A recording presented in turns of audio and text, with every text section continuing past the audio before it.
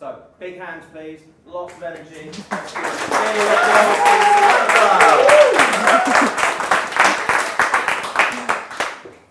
Thank you, Ash. In 2002, I was standing on a ledge, contemplating my imminent death. As I looked down, I wondered how I'd got here, what it would feel like to jump, and why I'd paid good money to do a bungee jump. As I stood on this ledge, a man was holding a rope and throwing it off this ledge, while another one told me that I had to leap forward because I had to throw myself so that I didn't get tangled up in the rope. None of this was reassuring to me.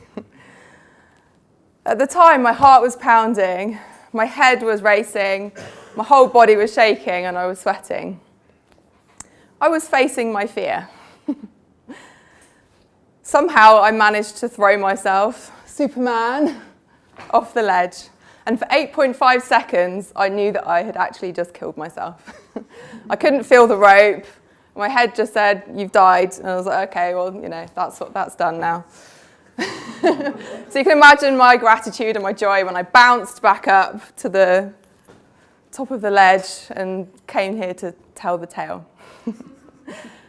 Has anyone else done a bungee jump? It's terrifying, right? I'm happy to say I've never done another one, and I'm never going to do another one again. But I have done a few skydives, and I have done some abseiling. And each time I've done it and faced my fear of heights, it has got a little bit easier. Sarah, you look terrified.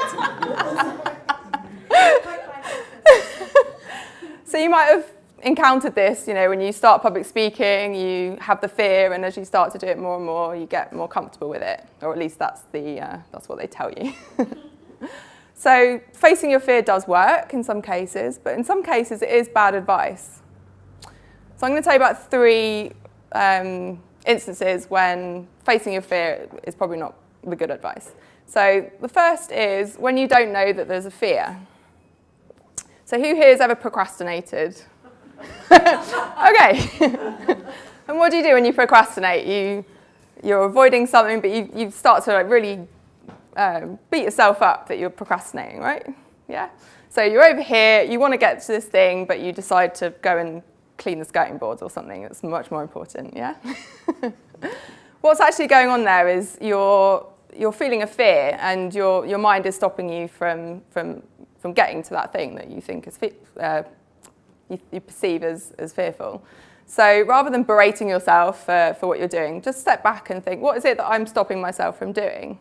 What's that thing that I'm afraid of? And then at least you know what the fear is that you need to face. So that's the first step.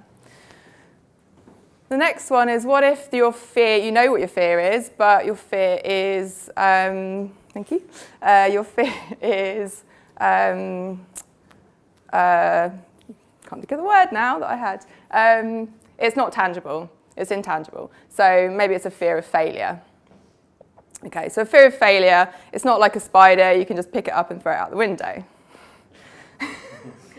Fear of failure is pretty intangible. So what I'd advise here is to write it down and really get into what the story is that you're telling yourself, really get into detail. And you can ask yourself this question, what does this mean? Okay, so I'm really I'm afraid of failing, I'm going to stand up on stage and forget all my words and go red in the face. Okay, well, what does that mean? Well, it means I'm really not good at what I'm doing. And what does that mean? It means I'm a terrible person and I should probably just go and kill myself. Okay, so you'll get deeper and deeper as you keep asking yourself this question. And then you can, instead of being the judge, jury, and executioner, you can start being the lawyer for the defense. And you can start saying, is this true? Am I really a terrible person? Or is this just something I need to get through? So you can start to unpick your fear in that way.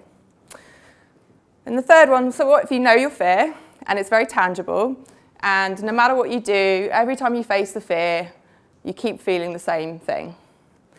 So I had social anxiety for the first 30 years of my life.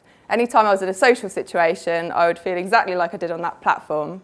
I'd have the heart racing, the voices going in my head, the sweating, all of the phobia and everything. So no matter how many times I faced a social situation, I had this same fear. And the long story short is that I got help.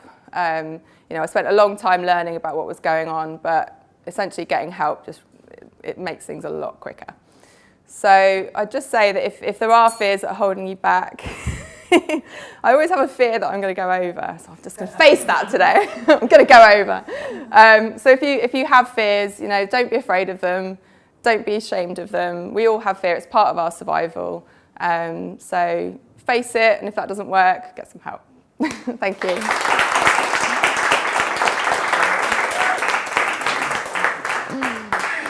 Well done. Keith? Thank you. Lovely talk there, Samantha. Really interesting topic. Fears. There's a lot of us face a lot of fears at various stages in our life. I love the disruptive twist to the opening there. That was very. You did not see that one. It's Christmas. Didn't want to make anyone cry with suicide stories, but really good. I love that. The thing for me that would have made it even stronger and made your whole talk even more impactful. The topic, or the title you gave it was "When Facing Your Fear is Bad Advice." But you didn't really. I was kind of hoping for why is it bad advice? Why shouldn't it? Because we often hear about face the fear and do it anyway, and all these sorts of things. Which I personally, as someone who helps me with phobias, I agree with you. Kind of facing your fear is often the worst thing to do. But I was kind of hoping for some explanation as to why that is a bad thing to do, that doesn't help you, and here's what you can do instead. So I think building up the contrast there, because you gave us some great tips on how other ways to counteract the fears, but you didn't kind of give us a reason as to why we should use those instead of the approach of fear. So I think using that would have made it a lot more powerful, a lot more impactful, because you've got people going, oh crap, that's why it doesn't work for me. Oh, I see why. Yes, now I get what she's suggesting. It's different from what I've done. That's why it will work. I think you get a lot more people on board with that. Overall, nice structure. Just keep timing in mind a little bit. It's really distracting when you're holding up the thing. I know it's fine, but Makes you standing on stage and see a clock ticking back. yeah. And you've got people rustling away, and also you will always have distractions in groups. Big groups, small groups, there will be 1,000,001 distractions. Yeah. So it's good to get the practice at distractions, because you can't let them throw you off. But overall, yeah, I enjoyed the talk. I think it's a great talk you've got. Then you've got the makings of what can be a very Don't be afraid to hit the bell. Thank you. Yeah, thank the judges. Without adding too much, I just want to talk about, first of all, how far you've come as a speaker, more than anything. It's really nice to see you comfortable, even though here and there you got it wrong, but you smiled through it. You're very present now when you speak. Well, when I saw you 6 months ago or so, you're kind of like withdrawn slightly energetically, but now you're there, you're center stage. Again, from you, I'd like to see a little bit, with intention, moving a little bit more and using your hands a bit more. But that's a little bit more detail. I'm more interested in how far you've come, how more comfortable you are on stage, and how much more there is to come from you. So really, great job. Good one. Thank you.